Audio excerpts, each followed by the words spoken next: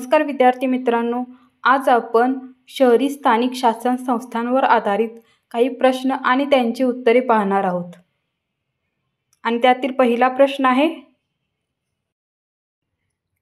प्रश्न क्रमांक 1. नगरपंचायत, नगरपरिषद, महानगरपालिका यांचा समावेश कोणत्या स्थानिक शासन संस्थांमध्ये होतो? आणि याचं उत्तर आहे नगरपंचायत, नगरपरिषद आणि महानगरपालिका यांचा समावेश शहरी स्थानिक शासन संस्थांमध्ये होतो. प्रश्न क्रमांक 2. शहर होण्याच्या प्रक्रियेत जी गावे असतात तेथे कोणती स्थानिक शासन संस्था असते? आणि याचं उत्तर आहे शहर होण्याच्या प्रक्रियेत जी गावे असतात तेथे नगरपंचायत ही स्थानिक शासन संस्था असते. आपला पुढचा प्रश्न आहे प्रश्न क्रमांक 3. नगरपंचायतीच्या निवडणुका किती वर्षांनी होतात? आणि उत्तर आहे नगरपंचायतीच्या ज्या निवडणुका आहेत त्या दर 5 वर्षांनी होत असतात. प्रश्न क्रमांक 4.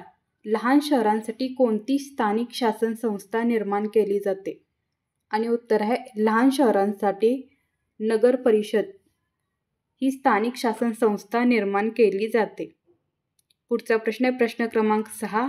नगर परिषदांच्या निवडणुका किती वर्षांनी घेतल्या जातात? आणि उत्तर आहे नगर परिषदांच्या ज्या निवडणुका आहेत त्या नगरपंचायतीप्रमाणे दर 5 वर्षांनी घेतल्या जातात. प्रश्न क्रमांक 7.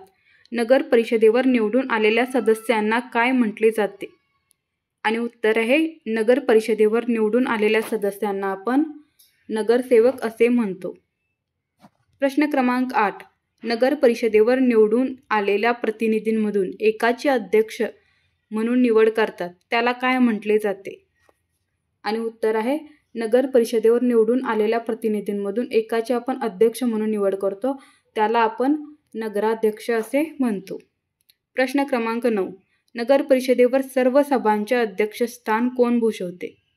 आणि याचं उत्तर आहे नगर परिषदेवर सर्व सभांचे अध्यक्षस्थान नगराध्यक्ष भूषवत असतात. प्रश्न क्रमांक 10. नगराध्यक्षाच्या गैरहजेरीत नगर परिषदेचे कामकाज कोण पाहते? आणि उत्तर आहे नगराध्यक्षाच्या गैरहजेरीत नगर परिषदेचे कामकाज आहे ते उपनगराध्यक्ष पाहत असतात. पुढचा प्रश्न आहे प्रश्न क्रमांक 11. नगर परिषदेने घेतलेल्या निर्णयांची अंमलबजावणी कोण करते? आणि उत्तर आहे नगर परिषद जे निर्णय घेते त्याची अंमलबजावणी मुख्याधिकारी करत असतात. पुढचा प्रश्न आहे प्रश्न क्रमांक 12. नगर परिषदेच्या आर्थिक प्रशासनावर लक्ष कोण ठेवते? आणि याचं उत्तर आहे नगर परिषदेच्या आर्थिक प्रशासनावर लक्ष नगराध्यक्ष ठेवत असतात. पुढचा प्रश्न आहे प्रश्न क्रमांक 13. मोठ्या शहरांमध्ये नागरिकांना विविध सेवा देणाऱ्या स्थानिक शासन संस्थेला काय म्हणतात? आणि उत्तर आहे मोठ्या शहरांमध्ये नागरिकांना विविध सेवा देणाऱ्या स्थानिक शासन संस्थेला महानगरपालिका असे म्हणतात.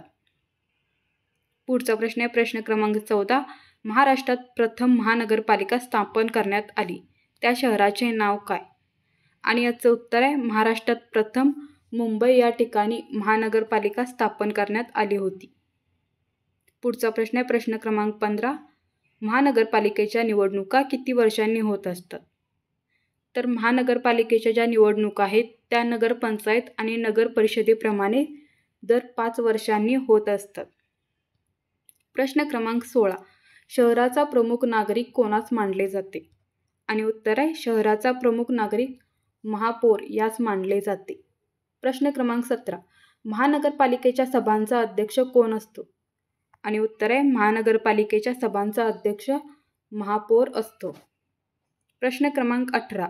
महानगरपालिकेचा प्रशासन प्रमुख कोण असतो? आणि याचं उत्तर आहे महानगरपालिकेचा प्रशासन प्रमुख महानगरपालिका आयुक्त असतो. पुढचा प्रश्न आहे प्रश्न क्रमांक 19. महानगरपालिकेने घेतलेल्या निर्णयांची अंमलबजावणी कोण करते? आणि याचं उत्तर आहे महानगरपालिका जे निर्णय घेत असते त्याची अंमलबजावणी करण्याचे काम कोणाचे असते? तर महानगरपालिका आयुक्तांचे असते. प्रश्न क्रमांक 20. महानगरपालिकेचे वार्षिक अंदाजपत्रक कोण तयार करते? आणि उत्तर आहे महानगरपालिका आयुक्त हे महानगरपालिकेचे वार्षिक अंदाजपत्रक तयार करतात. पुढचा प्रश्न आहे प्रश्न क्रमांक 21. नगरपंचायतीमध्ये कमीत कमी व जास्तीत जास्त सदस्य संख्या किती असते? आणि याचं उत्तर आहे नगरपंचायतीमध्ये कमीत कमी 9 आणि जास्तीत जास्त 15 सदस्य संख्या असते. पुढचा प्रश्न क्रमांक 22. नगर परिषदेमध्ये कमीत कमी व जास्तीत जास्त संख्या किती असते? आणि याचं उत्तर आहे नगर परिषदेमध्ये कमीत कमी 17 आणि जास्तीत जास्त 38 सदस्य संख्या असते. प्रश्न क्रमांक 23. महानगरपालिकेमध्ये कमीत कमी व जास्तीत जास्त सदस्य संख्या किती असते? आणि याचं उत्तर आहे महानगरपालिकेमध्ये लोकसंख्येच्या प्रमाणात एकूण सदस्य संख्या ठरवली जाते. पुढचा प्रश्न आहे प्रश्न क्रमांक 24. जिल्हा प्रशासनाचा प्रमुख कोण असतो? तर जिल्हा प्रशासनाचा जो प्रमुख आहे तो कोण असतो? जिल्हाधिकारी असतो. प्रश्न क्रमांक 25. जिल्हाधिकाऱ्याची नेमणूक कोण करते? आणि उत्तर आहे जिल्हाधिकाऱ्याची नेमणूक राज्य शासन करते. प्रश्न क्रमांक 26. तालुक्यात शांतता व सुव्यवस्था राखण्याची जबाबदारी कोणाची असते? आणि याचं उत्तर आहे तालुक्यात शांतता व सुव्यवस्था राखण्याची जबाबदारी तहसीलदार यांची असते. पुढचा प्रश्न आहे प्रश्न क्रमांक 27. जिल्ह्याचा प्रमुख पोलीस अधिकारी कोण असतो? आणि याचं उत्तर आहे जिल्ह्याचा प्रमुख पोलीस अधिकारी पोलीस अधीक्षक हा असतो. प्रश्न क्रमांक 28. जिल्ह्यात शांतता व सुव्यवस्था राखण्यासाठी जिल्हाधिकाऱ्यांना कोण मदत करतात? आणि याचं उत्तर आहे जिल्ह्यात शांतता आणि सुव्यवस्था राखण्यासाठी जिल्हाधिकाऱ्यांना पोलीस अधीक्षक मदत करत असतात. प्रश्न क्रमांक 29. शहरात शांतता व सुव्यवस्था राखण्याची जबाबदारी कोणावर असते? तर शहरात शांतता आणि सुव्यवस्था राखण्याची जबाबदारी ही पोलीस आयुक्तांवर असते. आपला पुढचा प्रश्न आहे प्रश्न क्रमांक 30. भारताच्या संविधानाने ... न्यायव्यवस्थेची निर्मिती केलेली आहे. आणि याचं उत्तर आहे भारताच्या संविधानाने स्वतंत्र न्यायव्यवस्थेची निर्मिती केलेली आहे. आणि आपला आजचा शेवटचा प्रश्न आहे प्रश्न क्रमांक 31. न्यायव्यवस्थेच्या शिरोभागी भारताचे ... न्यायालय आहे. आणि याचं उत्तर आहे न्यायव्यवस्थेच्या शिरोभागी भारताचे सर्वोच्च न्यायालय आहे. तर धन्यवाद मित्रांनो. जर तुम्हाला हा व्हिडिओ आवडला असेल आणि असेच व्हिडिओ पुढे पाहायचे असतील तर माझ्या चॅनेलला लाईक करा, शेअर करा आणि सबस्क्राईब करा, जेणेकरून तुम्हाला माझे नवनवीन व्हिडिओ पाहायला भेटतील. धन्यवाद.